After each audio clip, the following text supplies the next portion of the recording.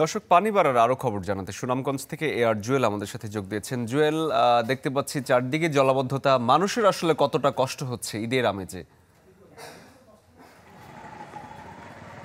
শরীফ, মানুষের কষ্টের কথা আসলে গেল কয়েকদিন ধরে কিন্তু টানা বৃষ্টি সুনামগঞ্জে, এবং যার ফলে কিন্তু হাওর এবং নদ নদীর পানি অনেক বৃদ্ধি পেয়েছিল, এবং সেই পানি বাড়ার ফলে কিন্তু এবং গত রাত থেকেই টানা বৃষ্টিপাত হচ্ছে, যার ফলে কিন্তু মানুষের যে শহরের ষোলগড় পয়েন্ট, নবীনগর এবং কাজির পয়েন্ট, নতুন পাড়া, হাজিপাড়া সহ বেশ কিছু এলাকা কিন্তু জলাবদ্ধতা তৈরি হয়েছে, যার ফলে কিন্তু মানুষের চরম ভোগান্তি পড়েছেন। এবং শহরের বেশ কিছু বাড়িঘরে আমরা পানি প্রবেশ করতে দেখেছি, এবং অনেক ঘরে কিন্তু পানি প্রবেশ করে ফেলছে ইতিমধ্যে।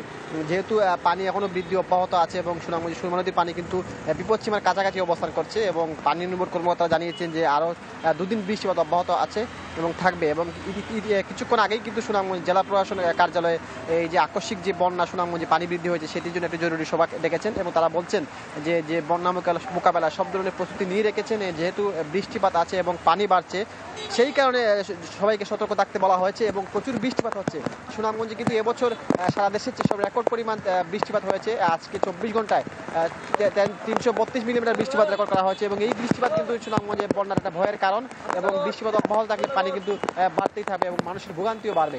শরীফ। জুয়েল, ধন্যবাদ আপনাকে। দর্শক, সুনামগঞ্জ থেকে আর জুয়েল আমাদের সাথে যোগ দিয়েছিলেন।